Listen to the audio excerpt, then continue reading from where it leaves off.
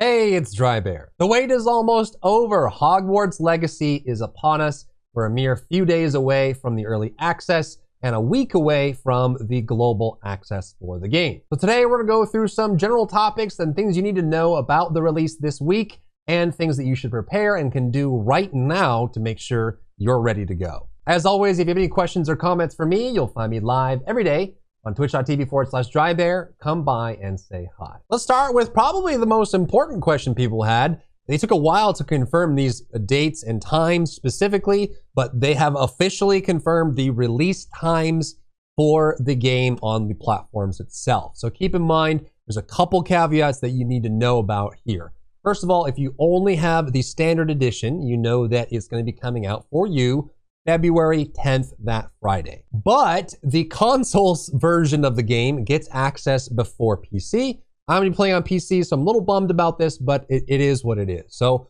for PS5 and Xbox Series X/S, you will be able to get access to the game as soon as the date in your time zone becomes February 10th. So right at midnight in all these regions outside of Los Angeles on the West Coast there, you can see that in general, which is actually the same, it ends up being the same thing, so that all of US is getting it at the same time, basically, whether it's gonna be 9 p.m. Pacific or midnight Eastern. But for the rest of the world, UK, Italy, China, India, Philippines, Australia, New Zealand, glad to see those folks getting the game at the same time. Global launch for console, PS5, Xbox Series X at midnight. So Thursday night at midnight in your local time, you'll be able to play the game. Unfortunately, PC, which means Steam and Epic Games, will be waiting much longer. So you're actually 10 hours past this time frame. Well, depends on where it is. So the time frame for PC, February 10th, is going to be 10 a.m. Pacific. So 10 a.m. Pacific in West Coast, that's going to be 1 p.m. EST, East Coast, and then 6 to 7 p.m. depending on where you are in Europe, and then everything else. So it's going to be basically it's going to be 10 a.m., 1 p.m., and in the evening time for EU. If you're someone that has work or has something going on and it is a work day for most people, it may not impact you as much. But if you're someone that's anxiously waiting, only consoles are coming out midnight that day. Everyone else on PC is going to wait until later on. So just be aware of that. Now, if you order the deluxe or the collector's edition, you will get 3 days early access. We'll talk about the packages in just a minute, but just keep in mind that you just walk those same timeframes back 3 days to February 7th, and it will be the same for early access. So if you have deluxe or collectors, the standard edition is coming out the 10th, but deluxe and collectors is February 7th. So same thing goes. PS5, Xbox Series X/S, you are going to be able to get access to the game on Monday night when it turns over midnight in your local time, unless you're West Coast US. And then for PC, it's going to be 10 a.m. Pacific, 1 p.m. Eastern, and then whatever the conversion is, which I just looked it up, is 6 p.m. So it's going to be 10 a.m., 1 p.m., 6 p.m. From going here to EU. So if you're on PC and you have early access for those modes, you'll be able to get access to it February 7th, 10 a.m. Pacific, 1 p.m. Eastern, and then 6 p.m. CET. And I'll quickly mention as well, if you haven't bought the game yet, there is going to be a PlayStation exclusive quest. Doesn't mean it's locked out of the different versions of the game, but if you do pick up the game on PlayStation 5, then you'll get access to the exclusive quest, which does include a cosmetic set. It also includes a special vendor area that will give you special pricing, and it does give you a special dungeon as well. So if you're someone who has a PS5, it won't be available on PS4, but if you have a PS5 and you're deciding what to get it on, maybe this exclusive is enough to tip you over the top. But it is a single player open world game. If you play on Xbox, if you play on PC, you just will miss out on this specific dungeon and then the vendor area, which gives you nice pricing. Speaking of which, let's talk about the different versions that you can pick up. Currently, there are 3 versions of the game: the standard version, the deluxe version, and the collector's edition. The collector's edition is completely sold out and has been for a while. So if you're looking to pick that up, you will have to find it through third-party means. It's not going to be available for direct purchase. So your choice really is what platform you're going to be on, and then also whether you're doing standard or deluxe.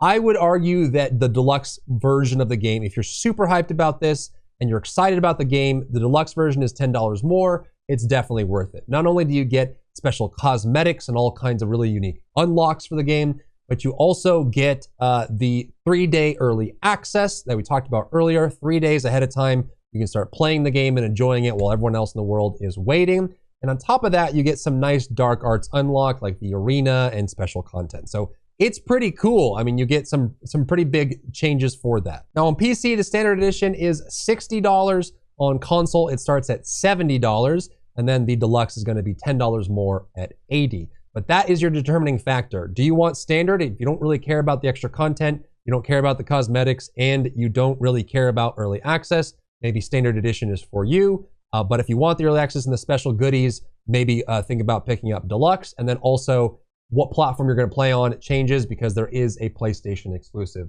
as we mentioned. There's also another thing that you can do right now before the game comes out that will impact your game next week, and that is the official sorting hat of the online universe is wizardingworld.com. You can go there right now. It is usually seen by all in the fandom as the official what house do you belong to, what wand would you get.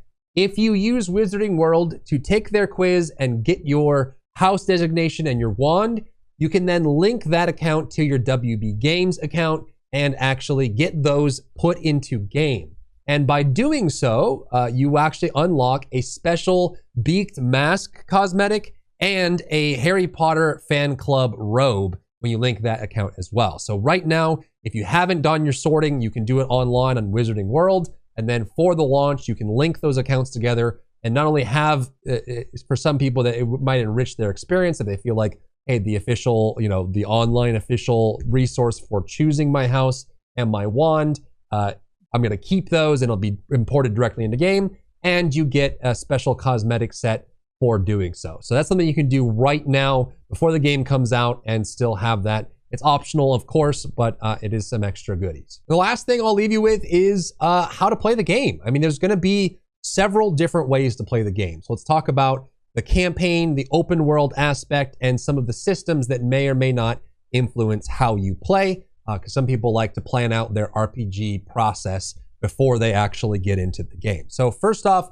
there are multiple endings. So this is not as much on rails as you'd expect. So there actually are different influences.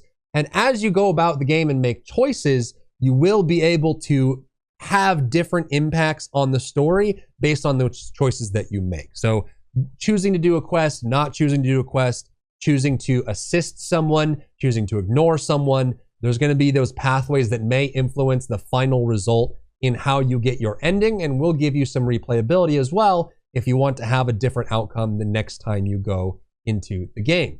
But I do want to stress that there is a difference between choosing the quests and interacting with the NPCs in a way that affects your story and your actions in the open world. As far as I can tell, and as far as they've told us, there isn't really any impact to how you behave in the open world. There is no impact on the story itself, which not only means that you can take as much time as you want in the open world, go wherever you want, do whatever you want, but also you can be whoever you want in the open world as well. And this is a point that's been hotly debated by people excited about the game, but unlike many RPGs of this style, there is no morality system, there is no justice system, there is no judgment system. So you can go around helping people, random people in the open world, not NPCs that are related to the main story, but you can also go around and just be the worst person you could possibly be, and it won't affect your end game result. So you can go around crucioing every person that you see. They've mentioned that there will be some contextual reactions, like NPCs may be in shock if you use the unforgivable spells on people just walking about in the open area, but it won't affect your storyline at all. So keep that in mind. If you feel like you have to behave a certain way, or you have to take your, be fast or slow depending on how the story develops, it doesn't matter. You can do whatever you want. You can be evil, you can be good. But when it comes to the quest NPCs for the actual game, that does matter. So keep that in mind. And that's all I got for you. I hope you guys are excited. I'm excited about this game. I'm really looking forward to playing it. And I hope this answers a lot of your questions going into the release as well. As always, if you have any questions or comments for me, you'll find me live every day on twitch.tv/Drybear. Come by and say hi. If you enjoyed yourself today, leave a like down below. You can support me and my work on Patreon and view Patreon exclusive content, link in the description. Thank you so much for tuning in, and I'll see you in the next one.